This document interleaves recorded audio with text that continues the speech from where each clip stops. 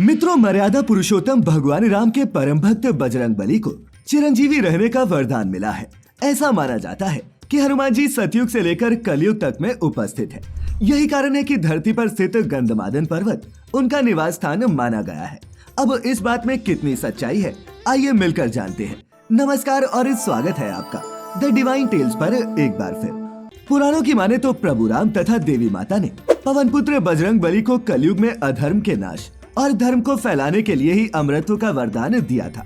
यही वजह है कि पृथ्वीलोक पर कुछ खास जगहों को मारुति जी का निवास स्थान माना जाता है और उन्हीं में से एक है गंधमादन पर्वत। मित्रों, आपको बता दें कि हिमालय के कैलाश पर्वत के उत्तर दिशा में स्थित एक जगह है जो गंधमादन पर्वत के नाम से जानी जाती है। फिलहाल ये क्षेत्र तिब्बत में आता है और यहाँ पहुँचने के 3 रास्ते हैं। पहला, आप नेपाल के रास्ते हुए मानसरोवर के आगे जा सकते हैं। दूसरा, भूटान के पहाड़ी क्षेत्र से, और तीसरा मार्ग अरुणाचल प्रदेश से चीन होते हुए जाता है। कई पुराणों व धर्म ग्रंथों में इस बात की पुष्टि हुई है कि गंधमादन पर्वत ही बजरंगबली का निवास स्थान है। श्रीमद् भागवत गीता में तो इस पर्वत के बारे में विस्तार से बताया गया है। वेदव्यास रचित महाभारत में भी इस पर्वत का उल्लेख मिलता है, जिसमें पांडवों और पवन पुत्र हनुमान जी की भेंट के बारे में भी जानकारी दी गई है। अब मित्रों, आपके मन में ये सवाल भी उठ रहा होगा कि अंजनी पुत्र ने आखिर पूरी धरती पर गंधमादन को ही अपना निवास स्थान क्यों चुना? तो इस बात का जवाब हमें श्रीमद् भागवत पुराण में मिलता है। इस धर्म ग्रंथ की माने तो भगवान राम धरती से बैकुंठ को प्रस्थान कर रहे थे। तभी प्रभु ने हनुमान जी को धरती पर ही रहने का आदेश दिया और फिर अपने प्रभु की इच्छा अनुसार पवन पुत्र बजरंगबली जी ने ऐश्वर्य शक्ति से युक्त गंधमादन को अपना निवास स्थान चुना। वहीं अपने अज्ञातवास के समय सभी पांडव हिमवंत पार करके गंधमादन पर्वत के पास पहुँचे थे।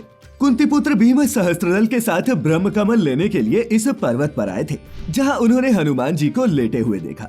भीम ने बजरंगबली को हटने को कहा, लेकिन अंजनी पुत्र वहां से नहीं हटे। उन्होंने उल्टा भीम से ही उनके चरण पीछे करने को कहा। बलशाली होने के बावजूद भीम हनुमान को नहीं हटा सके और इस तरह कुंती पुत्र भीम का अहंकार चूर चूर हो गया। और मित्रों, ऐसा माना जाता है कि भीम ने अपने क्रोध को यही हराया था। कैलाश की उत्तर दिशा के अलावा दक्षिण के रामेश्वर में भी एक गंधमादन पर्वत है। इस जगह से मारुति जी ने समुद्र पार कर लंका पहुंचने के लिए छलांग लगाई थी। इंद्रलोक में जाते समय अर्जुन को हिमवंत और गंधमादन को पार करते हुए बताया गया है। आपकी जानकारी के लिए बता दें कि गंधमादन पर्वत अपने आप में ही काफी खास है। पहले ये कुबेर के राज्य क्षेत्र में था। स्वर्ण नगरी लंका को खो देने पर धन के देवता कुबेर ने गंधमादन पर ही निवास किया। यहाँ बजरंगबली से पहले भी कई महापुरुष रह चुके हैं। ये वही स्थान है जहाँ महर्षि कश्यप, कृपाचार्य, अश्वत्थामा, ऋषि व्यास, विभीषण, बलि और परशुराम जी ने तप किया था। और तो और मार्कंडेय ऋषि ने भी भगवान नारायण के उदर में गंधमादन पर्वत के दर्शन किए थे। इसके साथ ही कई देवता, ऋषि मुनि, अप्सरा और किन्नरों ने इस पर्वत को अपना निवास स्थान माना और ये सब वहाँ निर्भीक होकर विचरण व रमन करते थे। चलिए मित्रों, अब ये भी जान लेते हैं कि गंधमादन पर्वत का नाम कैसे पड़ा। इसके पीछे भी एक रोचक कथा है। धर्म ग्रंथों के अनुसार इस पर्वत पर कई तरह की जड़ी बूटियां और वनस्पति है, जिससे ये पूरा वन सुगंधित रहता है। इसी के चलते इस पर्वत का नाम गंधमादन रखा गया। सुमेरु पर्वत की चारों तरफ में इसे गजदंत पर्वत के नाम से भी जाना जाता था। बता दें कि गंधमादन पर्वत के शिखर पर किसी भी वाहन से नहीं पहुंचा जा सकता और तो और इस पर्वत पर कोई भी बुरी आत्मा नहीं पहुंच सकती, क्योंकि पापियों को यहाँ रहने वाले विषैले सरीसृप और कीड़े मकोड़े डस लेते हैं। इतना ही नहीं, गंधमादन के पास बहुत सी छोटी स्वर्ण, मणि और मोतियों सी चमकती पर्वतमालाएं हैं। आपको जानकर हैरानी होगी कि इस पहाड़ पर मानव जीवन की अवधि 11,000 वर्ष बताई गई है।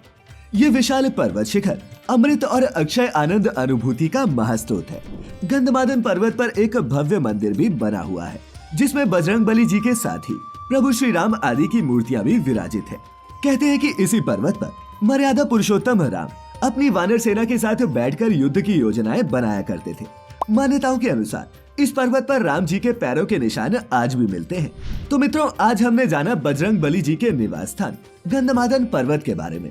अगर आपको आज की ये प्रस्तुति अच्छी लगी हो तो इसे अपने मित्रों, रिश्तेदारों के साथ भी साझा जरूर करें और ऐसी सभी वीडियोस और ऐसी सभी धार्मिक वीडियोस के लिए जुड़े रहे द डिवाइन टेल्स परिवार के साथ।